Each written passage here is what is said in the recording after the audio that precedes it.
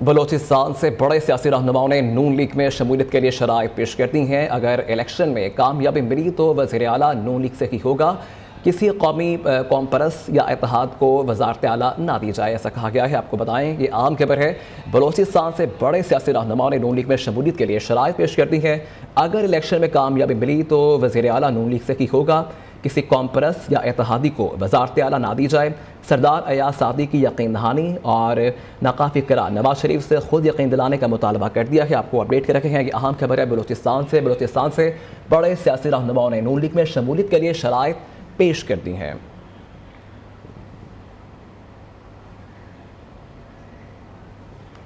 Nawaz Sharif election میں حصہ لیں گے۔ نواز شریف اب مکمل طور پر فٹ ہیں۔ تحریک انصاف کو لیول پلائنگ فیلڈ حاصل ہے، جبکہ سابق وفاقی وزیر خارجہ آصف کی ماڈل ٹاؤن آفس کے باہر میڈیا سے گفتگو۔ کہ تمام سیاسی جماعتوں سے گفتگو ہونی چاہیے، جتنے بھی جو بھی الیکشن ہونے جا رہے ہیں، کیا سمجھتے ہیں آپ؟ لیڈرشپ جو ہے آپ کو بتائے گی۔ آج کی میٹنگ میں کوئی اہم ایجنڈا کھڑے ہیں؟ اچھا ابھی بتائیں کہ میاں صاحب فٹ ہیں، اللہ فضل ہے، اور آپ بھی فٹ ہیں الیکشن کے لیے؟ الیکشن بالکل الیکشن لڑ رہے ہیں، سارے نے ملے جی، آپ الیکشن لڑ رہے ہیں۔ میاں صاحب کون سے حلقے سے لڑ رہے ہیں؟ میاں صاحب بھی الیکشن لڑ رہے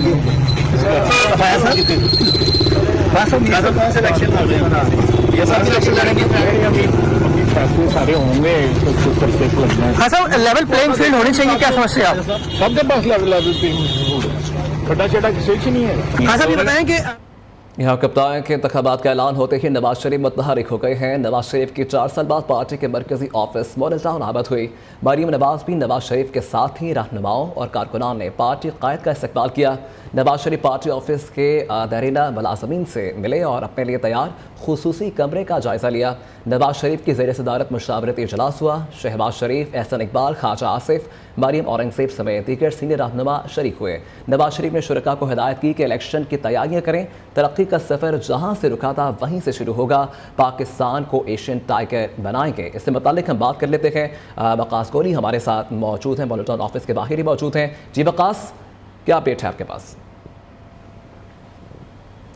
آج بالکل قائد نون لیگ میاں نواز شریف جو ہیں وہ تقریباً 4 سال بعد آج انہوں نے 180H ماڈل ٹاؤن سیکریٹریٹ کا دورہ کیا ہے، جہاں انہوں نے اپنے لیے تیار بلاک کا معائنہ کیا، دیرینہ ملازمین سے بھی ملاقات کی، جبکہ جب قائد نون لیگ یہاں پر پہنچے تو ایک بکرے کا صدقہ بھی دیا گیا۔ قائد نون لیگ کی صحت اور حفاظت کی دعا بھی کی گئی۔ صدر نون لیگ شہباز شریف، مریم اورنگزیب، اسحاق ڈار، خواجہ آصف نے قائد نون لیگ میاں نواز شریف کا استقبال کیا۔ میاں نواز شریف سے رہنماؤں نے ملاقات بھی کی، جس میں گفتگو کرتے ہوئے میاں نواز شریف کا کہنا تھا کہ اب جو ہے الیکشن کی بھرپور تیاری کی جائے گی، وقت آ گیا ہے کہ قوم کو ان مشکلات سے نکالا جائے اور ایک مرتبہ پھر پاکستان کو ایشین ٹائگر جو ہے وہ بنایا جائے۔ قائد نون لیگ سے ملاقات کے لیے خواجہ سعد رفیق بھی یہاں پر پہنچے ہیں، جبکہ دیگر رہنما جو ہیں ان کی بھی قائد نون لیگ سے ملاقات جو ہے وہ جاری ہے۔ اس وقت میاں نواز شریف جو ہے ماڈل ٹاؤن سیکریٹریٹ میں ہی موجود ہیں، جہاں پر مختلف رہنماؤں کے ساتھ مشاورتی عمل جو ہے وہ بھی جاری ہے۔ جی ٹھیک ہے وقاص گوری، بہت شکریہ آپ کا۔ فواد چودھری کی گرفتاری کی اندرونی کہانی سامنے آ گئی ہے۔ فواد چودھری جلد اپنے سیاسی مستقبل کا فیصلہ کرنے جا رہے ہیں۔ قریبی ذرائع کے مطابق فواد چودھری دباؤ کا شکار تھے، تاہم وہ سیاسی طور پر متحرک ہونا چاہ رہے تھے۔ استحکام پاکستان پارٹی کے جلسوں سے ان کی گرفتاری کا کوئی تعلق نہیں ہے۔ اس سے متعلق ہم تفصیلات جان لیتے ہیں، محسن بلال ہمارے ساتھ موجود ہیں۔ جی محسن، اپڈیٹ کیجیے گا۔ جی بالکل، فواد چودھری کے قریبی ذرائع کے مطابق وہ 25 نومبر کے بعد اپنے سیاسی مستقبل کا فیصلہ کرنے جا رہے تھے۔ دوسری جانب ایک سینئر صحافی نے کوشش کی تھی کہ کسی طریقے فواد چودھری کی پیپلز پارٹی یا نون لیگ میں شمولیت کا امکان ہو جائے، لیکن وہ بھی جو بات ہے وہ بنتی ہوئی دکھائی نہیں دی۔ تاہم فواد چودھری کے جو فیملی ذرائع ہیں انہوں نے اس بات کی تصدیق کی ہے کہ وہ کچھ ہفتوں سے ذہنی دباؤ کا شکار ضرور تھے، لیکن اب وہ اپنی خاموشی توڑنا چاہ رہے تھے اور 25 نومبر کے بعد انہوں نے اپنے سیاسی مستقبل کا فیصلہ کرنا تھا۔ جہاں تک یہ بات ہے کہ استحکام پاکستان میں شمولیت پر ان کو دباؤ تھا یا پھر جہلم میں جلسہ وجہ بنا ان کی گرفتاری کی. ان کے قریبی ذرائع نے اس بات کی تصدیق نہیں کی اور ان کا یہ کہنا ہے کہ فواد چودھری استحکام پارٹی کا حصہ بننے کی بجائے سوچ رہے تھے کہ اگر وہ کسی اور سیاسی جماعت میں نہیں جاتے تو پھر اپنی آزاد بطور سیاستدان حیثیت برقرار رکھیں گے. جی ٹھیک ہے محسن بلال، بہت شکریہ آپ کا. یہاں وقت ہوا ہے بریک کا. Stay with us. یہاں کپتان کے پیغام پاکستان آج کی اہم ضرورت ہے. دہشت گردوں نے ایک بار پھر اسلام کے نام پر پاکستان پر حملے شروع کر دیے ہیں. علماء کرام نے اسلام کے نام پر ہتھیار اٹھانے کو بدترین گناہ قرار دے دیا ہے. پیغام پاکستان کی روشنی میں اتحاد، رواداری اور ہم آہنگی کو یقینی بنانے کے لیے باقاعدہ ضابطہ اخلاق جاری کر دیا گیا ہے. پیغام پاکستان پر 1800 علماء کرام نے دستخط دیے گئے ہیں.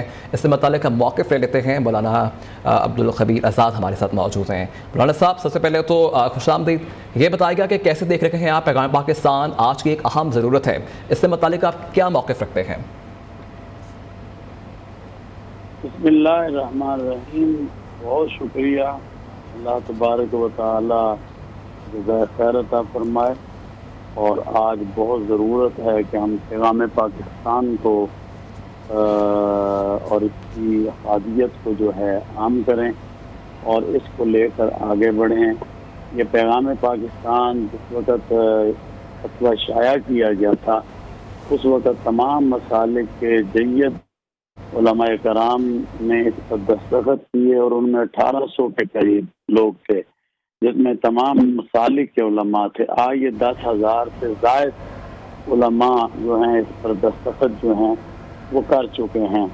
اور یہ جو پیغام پاکستان ہے یہ دہشت گردی کے خلاف ہے، انتہا پسندی کے خلاف ہے، فرقہ واریت کے خلاف ہے، یہ فتویٰ خودکش حملوں کے خلاف ہے، ملک کے اندر مسلح جدوجہد اور ہتھیار اٹھانے کے خلاف ہے، اور مذہبی ہم آہنگی اور رواداری کی فضا قائم کرنے کے لیے جو ہے یہ جو فتویٰ ہے اس کو دیا گیا ہے.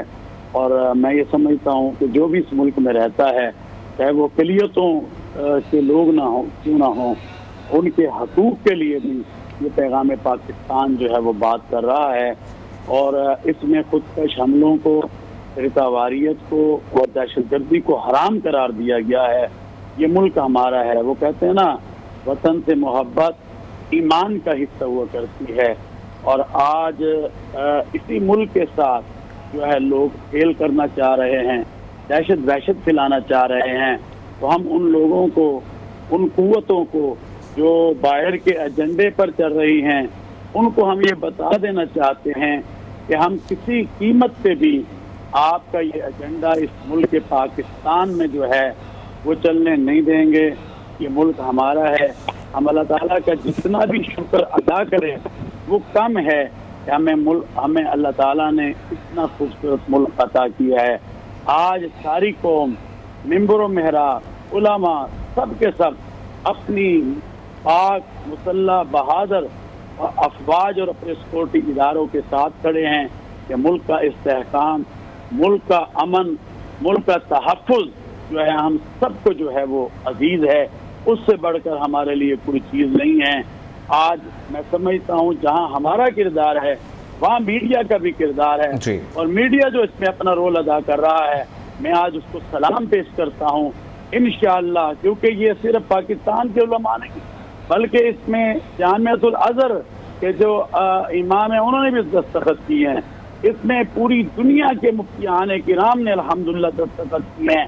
مولانا عبدالخبیر آزاد ہمارے ساتھ موجود ہیں اور سر ساتھ ہی رہے گا اور آپ سے پھر آپ کا موقف لیں گے. اور اس کے ساتھ ہی ہمیں جوائن کیا ہے مذہبی اسکالر مفتی طارق ہمارے ساتھ موجود ہیں. مفتی صاحب بتائے گا پیغام پاکستان شائع کیا گیا اور جن مقاصد کے لیے شائع کیا گیا وہ مقاصد جو ہیں کس طرح پورے کیے جا رکھے ہیں، اور آپ کو کیا لگتا ہے کہ پیغام پاکستان کی روشنی میں اتحاد، رواداری اور ہم آہنگی کو یقینی بنانے کے لیے باقاعدہ ضابطہ اخلاق بھی جاری کر دیا گیا ہے، اس سے متعلق آپ کیا موقف رکھتے ہیں؟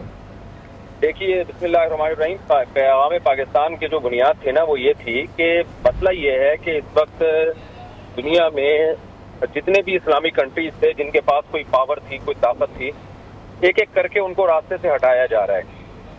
اور اسلام دشمن قوتیں. آپ دیکھیں لیبیا کو تباہ کیا گیا, عراق کا جو حشر کیا گیا, اور شام میں جو تحریکیں کھڑی ہوئی ہیں اس کے نتیجے میں جو حالات پیدا ہوئے شام کے, تو رزلٹ آپ کے سامنے ہے. وہی حالات اب پاکستان میں پیدا کیے جا رہے ہیں.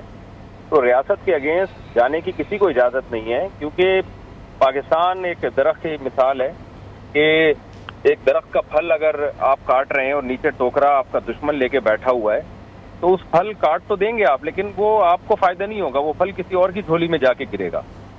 جو بھی اسٹیٹ کے اگینسٹ ایلیمنٹس ہیں اس وقت, اس کا نقصان یہ ہو رہا ہے کہ یہ اسٹیٹ ان لوگوں کے ہاتھوں میں نہیں آئے گی, یہ بڑی طاقتوں کے ہاتھوں میں چلی جائے گی. تو انشاءاللہ ایسا نہیں ہونے دیں گے ہم کسی صورت میں. تو ہم سب کو اس وقت مل کے ایسے ایلیمنٹس کے خلاف جہاد کرنا ہوگا, ان کے خلاف آواز اٹھانی ہوگی, متحد ہونا ہوگا.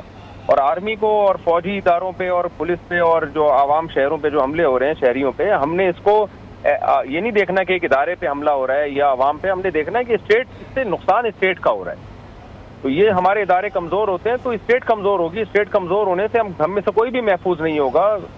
تو اس لیے ہم سب کو مل جل کے اس کے خلاف آواز اٹھانی چاہیے اور اس کے خلاف بات کرنی چاہیے, اور اس ٹاسک پہ, اس پلیٹ فارم پہ ہم سب کو متحد ہو کے اٹھنا چاہیے. جی ٹھیک ہے, مفتی طارق صاحب آپ ساتھ ہی رہے گا, اور اس کے ساتھ ہی مذہبی اسکالر قبلہ ایاز ہمارے ساتھ موجود ہیں. سر بتائے گا کہ کیسے دیکھتے ہیں پیغام پاکستان کو آپ, اور یہ بھی خبر سامنے آئی کہ پیغام پاکستان پر 1800 سے زائد علماء کرام نے دستخط بھی کیے ہیں, اس سے متعلق آپ کیا موقف رکھتے ہیں؟ بسم اللہ الرحمن الرحیم. بالکل یہ بات صحیح ہے. یہ پیغام پاکستان ایک فتویٰ ہے. علماء کرام جو ملک بھر کے جید ترین علماء کرام ہیں, ان کی طرف سے یہ فتویٰ سامنے آیا ہے 2017 میں, اور یہ پس منظر اس کا تھا آرمی پبلک اسکول پشاور کا, جس میں معصوم بچوں کو بے-دردی کے ساتھ شہید کیا گیا. تو علماء کرام کے جتنے بھی ہمارے یہاں وفاق ہیں مدارس کے, نمائندہ وفاق, ان کے سربراہان نے اس پر دستخط کیے, اور بھی بڑے بڑے علماء کرام نے اس فتوے پر دستخط کیے. اور اس میں بڑی صراحت کے ساتھ یہ قرار دیا گیا کہ مسلح اقدام صرف ریاست کا استحقاق ہے, اور کسی فرد یا جتھے کو اس بات کی اجازت نہیں دی جا سکتی کہ وہ اپنے طور پہ مسلح اقدام کا اعلان کرے. خودکش حملوں کو حرام قرار دے دیا گیا, غیر شرعی قرار دے دیا. مذہبی اسکالر قبلہ ایاز ہمارے ساتھ موجود تھے, اور اس سے پہلے ہمیں جوائن کیا تھا مولانا عبدالخبیر آزاد, اور مفتی طارق ہمارے ساتھ موجود تھے. تمام علماء کرام کا بہت شکریہ, اپنا انہوں نے قیمتی وقت ہمیں دیا, اور آپ کو بتائیں کہ پیغام پاکستان آج کی اہم ضرورت ہے, اس کی جانب سے موقف دیا جا رہا تھا. یہ وقت ہوا ہے نیوز اپڈیٹس کا.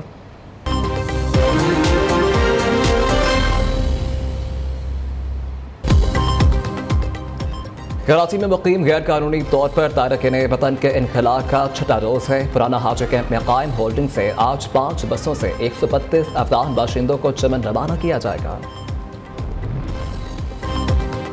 سابق ڈی جی ایف آئی اے بشیر میمن کی مورل ٹاؤن آمد, کہتے ہیں کہ نواز شریف سے ملاقات کے لیے آیا ہوں, chairman P T I per cases کی نہیں دوسرے کاموں کی فائل لے کر آیا ہوں.